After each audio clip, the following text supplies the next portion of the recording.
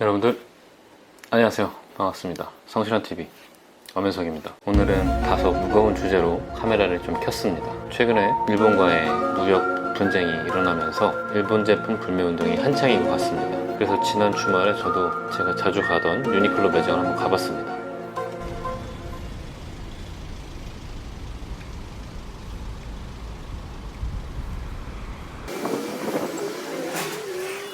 손님이 별로 없더라고요. 평소와 다르게. 지금 이게 일요일 오후인데 원래 이맘때 가면 사람이 계산대 항상 질비했는데 정말 많이 없더라고요. 그만큼 불매운동이 지금 한참 진행 중에 있구나 라는 좀 생각을 하게 됐습니다. 그래서 오늘 영상은요, 유니클로라는 기업이 어느 정도의 규모의 회사인지, 그리고 유니클로 코리아가 유니클로에서 차지하는 비중이 어느 정도 되는지, 그리고 우리나라에 기여한 바는 없는지, 그런 거 위주로 한번 살펴보도록 하겠습니다. 궁금하신 분들은 끝까지 봐주시고 구독과 좋아요를 눌러주세요.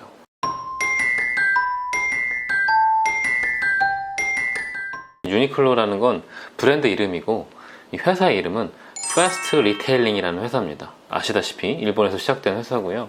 이 패스트 리테일링은 한 7가지의 브랜드를 갖고 있는 그런 회사입니다. 그 중에서 유니클로가 제일 비중이 큽니다. 패스트 리테일링의 이게 2018년도 비즈니스별로 구분해 놓은 화면인데요.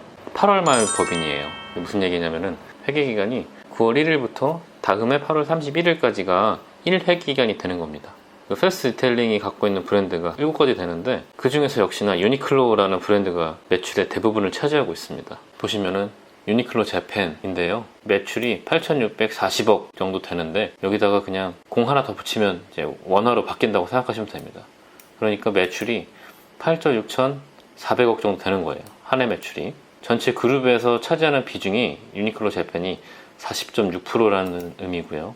유니클로 인터내셔널인데, 보시다시피 뭐 중국, 홍콩, 대만, 우리나라, 한국, 싱가폴 등등등 많은 나라에 지금 진출해 있고요. 유니클로 인터내셔널 매출이 우리 원화로 8조 9,600억 정도 되는 겁니다. 비중으로 보면은 전체의 42.1%를 차지하고 있네요. 인터내셔널 매출이 좀 더 큰 거죠. 그 나머지 기타 브랜드들로 구성되어 있습니다. 한국 유니클로의 매출이 작년 2018년도에 약 1조 3천억 정도였는데, 이렇게 따지면 한국 매출 비중이 약 6.5% 정도 되는 겁니다. 이제 한국 유니클로 회사가 어느 정도 규모의 회사인지 한번 알아보도록 하겠습니다. 유니클로 코리아의 회사 이름은 FRL 코리아입니다. 패스트 리테일링이 51%를 투자했고요. 나머지 롯데쇼핑이 49%를 투자한 합작 회사라고 보시면 될 것 같습니다. 주식회사여서 자산 규모가 일정 수준 넘어가면 감사보고서를 전자공시 시스템에 등록을 하게 돼 있는데, 우리가 쉽게 그 감사보고서를 볼 수가 있습니다. 2004년 12월에 설립을 했는데, 설립을 이후로 매출이 어느 정도 되는지 한번 보시죠. 회계기간이 8월 말 법인이라고 말씀드렸듯이 2006년도에는 205억 매출이 있었고요. 해마다 매출이 상승하다가 2015년에 사상 처음으로 1조를 넘었습니다. 매출이. 이게 우리나라에서 단일 의류 브랜드로 매출 1조를 달성한 최초의 사건이었습니다. 그래서 뉴스에도 많이 나왔어요. 그만큼 우리나라 사람들이 유니클로를 유독 많이 샀다는 얘기겠죠. 그래서 계속 쭉쭉 한 해도 꺾임이 없이 쭉 매출이 상승했고요. 2018 회계년도에 1조 3천억이 됐습니다. 다음은 영업이익을 한번 보도록 하겠습니다. 영업이익은 2006년도에는 12억 적자였다가 계속 17억, 79억 이 정도 수준에 머물렀었는데, 매출이 급격하게 늘었던 2015년도에 1,564억 발생했고요. 2016년도에 좀 빠지다가 2018년도에는 2,344억까지 영업이익이 발생했습니다. 그러면 이제 유니클로가 우리나라에서 세금을 어느 정도 내느냐? 이거는 유니클로 코리아의 법인세 비용인데요. 이 법인세 비용이랑 실제 납부한 법인세랑 약간 차이가 있습니다. 설명의 편의상 그냥 그 손익계산서에 있는 법인세 비용을 가지고 그냥 말씀드리겠습니다. 처음엔 16억, 25억 이 정도 수준이었다가 2015년도에 급격하게 상승했죠. 371억 정도의 법인세를 낸 거예요. 2016년도에 좀 빠지다가 이제 2018년도에는 우리나라에 574억의 법인세를 냈습니다. 우리나라에서 법인세를 500억 이상 내는 법인은 몇 개나 있을까요? 여기 보시면 법인세 신고 현황이라고 해서 국세청에서 국세 통계 자료를 공개를 하는데요. 2017년도 거까지밖에 아직 없어서 2017년도 기준으로 살펴보면은 한국에 있는 기업 중에서 매출액이 5천억이 넘는 회사는 755개밖에 없습니다. 법인세를 신고한 전체 법인수가 69만 5,445개 회사인데 비율로 치면 0.1% 정도 되는 겁니다. 유니클로 코리아가 엄청 크다는 걸 알 수 있겠죠. 이것만 봐도. 법인세를 500억 이상 내는 회사는 몇 개나 될까요? 마찬가지로 2017년도 기준으로 말씀을 드리면 총 부담세 규모가 500억을 넘는 법인은 533개 회사밖에 안 돼요. 여기 U는 이 대상 회사가 너무 적어서 누군지 알 수도 있어서 가려놓은 겁니다. 법인세 5천억 넘게 내는 회사가 뭐 한 삼성, 뭐 현대, 하이닉스 뭐 이 정도겠죠. 그렇게 안 될 거예요. 그래서 대략 533개에서 플러스 한 10개 정도라고 쳐도 543개 정도밖에 안 되는 거죠. 그 안에 들어가는 겁니다. 이 유니클로가. 그러니까 우리나라의 법인세 세수의 많은 부분을 차지하고 있습니다. 그러면 이 유니클로가 법인세만 내느냐? 가져가기도 많이 가져갔습니다. 이 유니클로의 배당 현황인데요. 12년도부터 처음 배당으로 가져가기 시작해서 이때는 72억, 다음에 뭐 240억, 최근에 2018년도에는 무려 947억이나 되는 배당을 가져갔습니다. 뭐 많이 벌었으니까 그만큼 가져간 거겠죠. 유니클로 코리아는 뭐 세금도 많이 냈고요. 우리나라에 배당도 많이 가져갔습니다. 배당 많이 가져가서 뭐 나쁘다, 좋다 이게 아니라 이익이 났으니까 주주가 가져가는 건 당연한 거겠죠. 경영 성과를 배분하는 게 바로 주식회사니까요.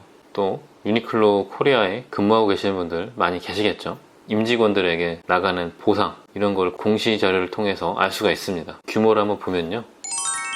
몇 명이나 근무하시는지는 알 수가 없지만 유니클로 코리아가 2013년도에는 임직원들에게 846억을 지급했고요. 그 다음에는 1019억, 그리고 최근에는 1516억 지급했습니다. 물론 이 임직원에는 우리나라 사람도 있을 거고 외국 사람들도 있을 겁니다. 분명. 이렇게 보면 많이 벌어서 종업원들도 많이 줬고 법인세도 많이 냈고 배당도 많이 가져갔고 뭐 그런 알짜 회사입니다. 유니클로 코리아의 한국 내에서의 기업 규모 뭐 이 정도를 한번 알아봤습니다. 유니클로 인터내셔널 부분에서 한국이 차지하는 비중을 한번 알아보도록 하겠습니다. 유니클로 인터내셔널 내에서 한국의 비중을 좀 보면요.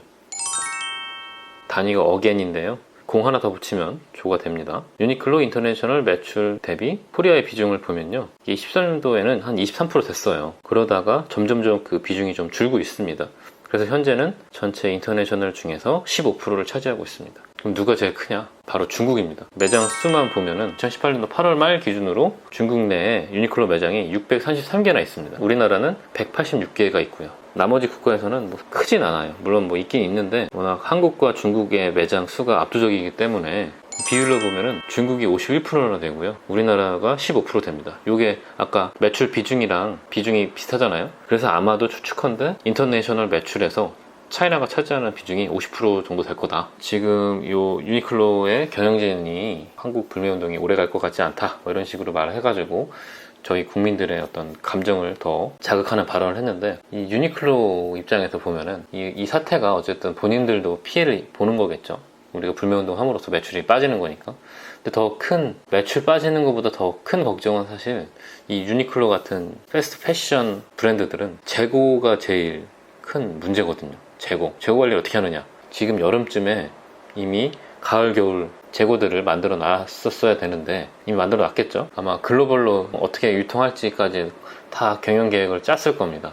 그런데 이제 갑작스럽게 한국이 이제 변수가 된 거죠. 우리가 불매운동을 계속 함으로써 유니클로는 이제 재고 부담이 더 커지겠죠. 그러다 보면 그 남는 재고를 다른 나라에 보내거나 다른 방법으로 팔아야 되는데 아마 이제 그런 것 때문에 걱정이 많이 될 겁니다. 지금 뭐 불매운동이 확대되고 있는 것 같은데 모든 경제 활동이 세계 각국과 연결되어 있기 때문에 이렇게 싸우면 누가 이기느냐를 떠나서 둘 다 상처를 입겠죠. 서로 간에 무너졌던 신뢰를 쌓는데도 오랜 시간이 걸릴 거고요. 우리나라가 이렇게 일본과 밀접하게 경제가 관련이 있구나 이런 걸 새삼 알게 됐습니다. 뭐 이번 영상은요 그냥 제가 접할 수 있는 정보 그대로 가공 없이 전달해 드린 거고요. 일본과의 무역 분쟁이 하루빨리 끝나서 우리나라 경제가 활력을 좀 찾았으면 좋겠습니다. 오늘 영상은 여기서 마치도록 하겠습니다.